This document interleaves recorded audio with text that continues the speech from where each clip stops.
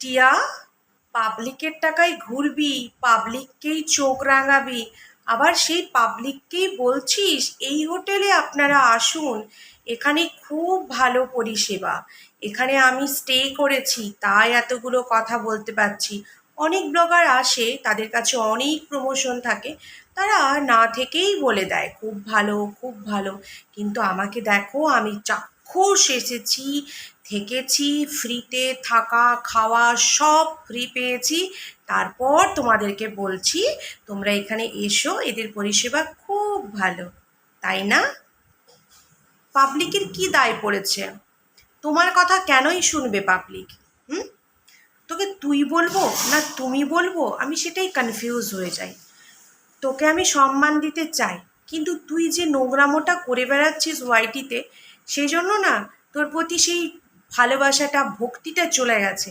একটা সময় ছিল যখন তোর ভিডিও আমি দেখতাম, তুই নদীতে মাছ ধরতি, টিনের ঘরটাকে 10 বার উলটপালট করে সাজাতি, তোর ভিডিও দেখতে ভালো লাগতো। কিন্তু যেদিন থেকে তুই নোংরামো শুরু করেছিস, মিথ্যে কথা বলে মানুষকে ব্রেন ওয়াশ করে মানুষের থেকে টাকা ইনকাম করতে শুরু করেছিস, সেদিন থেকে তোর প্রতি না একদম ঘেন্না জমে গেছে। আর জানিস, আমার না লাইফের না একটা প্রিন্সিপাল আছে, আমি যদি কাউকে ভালোবাসি পুরো সিদ্ধাতকে সাথ, আর আমি যদি কাউকে নফরত করি সেটাও কিন্তু পুরো সিদ্দতকে সাথ, তারও বেশি কম কিন্তু না, বুঝেছিস? তো আমি যদি তোকে 100%-এ 80% ভালোবাসতাম, এখন তোকে আমি 150% ঘেন্না করি। কেন কি, তুই অনেক নোংরামো করে বেড়াচ্ছিস ওয়াইটিতে, মানুষের কাছ থেকে পয়সা নিয়ে তুই নিজের শখ পূরণ করছিস। তো hey guys, welcome back to my channel. কেমন আছো তোমরা সবাই?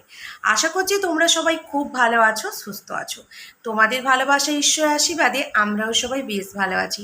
কালকে লাইভে তোমাদেরকে প্রমিস করেছিলাম যে একটা ভিডিও আজকে আমি সকালে দেব, সেটা কন্ট্রোভার্সি ভিডিও হোক বা daily blog. Daily blog edit করা হয়েছে অর্ধেকটা, সেখানে মিউজিক একটু দেবো, সেটা দেওয়া হয়নি, অনেক রাত হয়ে গেছিলো, ঘুমিয়ে পড়েছিলাম। তাই ভাবলাম চলো একটা কন্ট্রোভার্সি ভিডিও তোমাদের সাথে এখন শ্যুট করে পোস্ট করি, সেই ভিডিওটা হয়তো সন্ধ্যে বিকেলে এসে পোস্ট মানে এডিট করে তোমাদেরকে দেবো। তো যাই হোক, অনেকজন কালকে লাইভে আমার সাথে আমার পরিবারে যুক্ত হয়েছে, তার জন্য তোমাদের সবাইকে অনেক অনেক ধন্যবাদ। তোমরা এভাবেই আমার পাশে থেকো, আমাকে ভালোবাসা দিও। নতুন বন্ধু যারা পুরনো বন্ধু আছো, তাদের সবাইকে জানাই আমার পুরনো বন্ধু প্রথম থেকে রয়েছো, এবং যারা নতুন বন্ধু হয়েছো তোমাদের সবাইকে সত্যি আমার অনেক অনেক অনেক ভালোবাসা। তোমরা এভাবে আমার পাশে থেকো, তাহলেই আমি ভিডিও করার এনার্জি পাবো। তো এখন যেটা নিয়ে বলতে এসেছি সেটা বলি, সেটা হচ্ছে তোমরা সবাই দেখেছো আমাদের অজপাড়া গাঁয়ের টিয়া ম্যাডাম ঘুরতে গেছে কোথায় না, দার্জিলিং। দারুণ সুন্দর জায়গা, কিন্তু প্রথম যে হোটেলটাতে ছিল সেই হোটেলটা হয়তো ভেতরটা ভালো না, কিন্তু ব্যালকানিতে বসে যে ভিউটা ছিল অসাধারণ। আমার না দার্জিলিং ঘুরতে যাওয়ার খুব ইচ্ছে, জানি না আমার ইচ্ছেগুলো কবে পূরণ হবে। তাই বরকে কালকে বলছিলাম যে দার্জিলিং, মন্দারমণি, দীঘা আর গোয়া আর সিকিম, এই চারটে পাঁচটে জায়গা আছে। অনেক বড় বড় জায়গা যেতে চাই না, যেন কুল্লু মানালি এইসব যেতে চাই না, বাট এই কয়েকটা গুনিচুনি জায়গা আছে যেগুলো তুমি আমাকে ঘুরিয়ে দিও। সোনাই একটু বড় হলেই প্রত্যেক বছর একটা একটা করে ট্রিপ করো, আমাকে ঘুরিয়ে দিও। তো তখন বর আমার হাসছে। তো যাই হোক, কী করবো বলো তো, ওয়াইটিতে এসেও নিজের সম্মানকে বিক্রি করতে পারিনি, নিজের মা বাবার পরিবারের কেচ্ছা বিক্রি করতে পারিনি। সেই জন্য তো দেখো না, 2 বছর ধরে ভিডিও করছি, এখনও আমার 3,000 কমপ্লিট হয়নি ফ্যামিলি মেম্বার। আমরা জীবনে কি করতে পারি? আমরা জীবনে কিছুই করতে পারবো না, কিন্তু এই টিয়াকে দেখো, ম্যান্ডিকে দেখো, এরা এদের লাইফের কেচ্ছা, ফ্যামিলি কেচ্ছা বিক্রি করে আজকে কোন জায়গায় পৌঁছে গেছে, নিজের অভাব অনটনটাকে বিক্রি করে কোন জায়গায় পৌঁছে গেছে। ঠিক আছে, আমারও অনেক খারাপ সময় গেছে গো, যখন আমি জবটা ছেড়ে দিয়েছিলাম, কিন্তু কখনো সেটা সোশ্যাল মিডিয়াতে বলতে পারিনি যে আমার বাড়িতে অভাব, আমার এই আমার সেই। পারি না, কখনোই পারবো না। কেন কি, ছোটোবেলা থেকে একটা জিনিসই শিখে এসেছি, যতটুকু কষ্ট করে ইনকাম করব ততটুকুই আমার। কেউ যদি ভালোবেসে দিচ্ছে, সেটা অল্প কিছু সংখ্যক হলে সেটা ভালোবাসা হতে পারে, কিন্তু বেশি পরিমাণ যদি কেউ দিচ্ছে সেটা আমি দান বলে মনে করি। তো যতক্ষণ ভগবান হাত পা দিয়েছে, সুস্থ সবল জীবন দিয়েছে, লোকের দানের কেন বেঁচে থাকবো বলো? নিজে কর্ম করে খাবো, তাই না?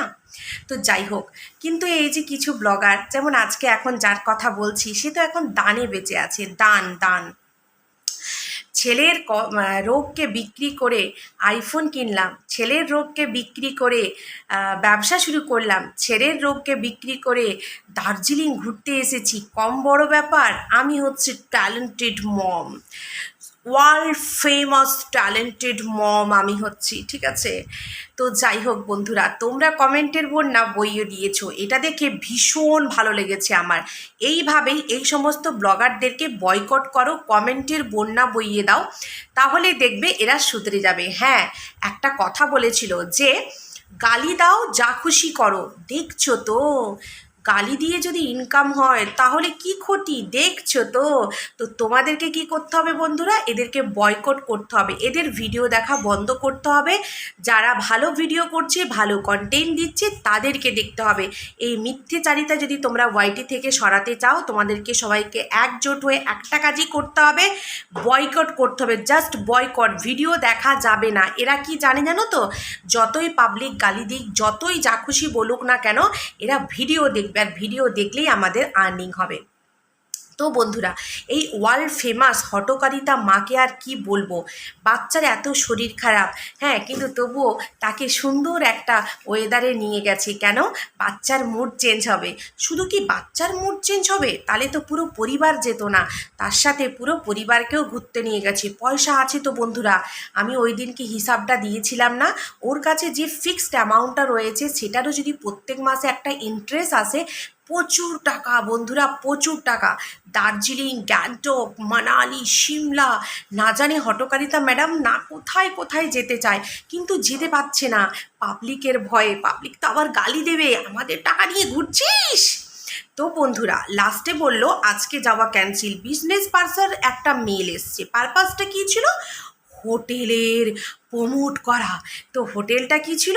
একদমই কনজেস্টেড একটা হোটেল, ঠিক আছে? তার ভিউটাও অত ভালো লাগেনি, যেটাতেই ছিল সেটার ভিউটা ভালো লেগেছে। ভেতরে রুমটা খারাপ হলো, সেখানে যে ভিউটা ছিল দারুণ ছিল, কিন্তু যেই হোটেলটাও প্রমোট করলো সেই হোটেলটা আমার একদমই পছন্দ না, ভীষণ, তার ভিউটাও একদমই পছন্দ না। তোমরা কারা কারা আমার কথার সাথে একমত, অবশ্যই তোমরা কিন্তু আমাকে কমেন্ট করে জানিও।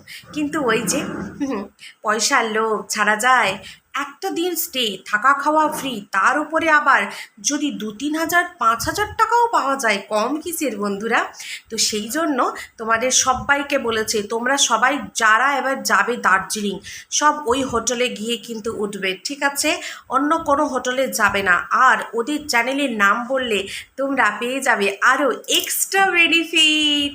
তো বন্ধুরা, এই ভিডিও এখানেই শেষ করলাম। কেমন লাগলো অবশ্যই জানিও।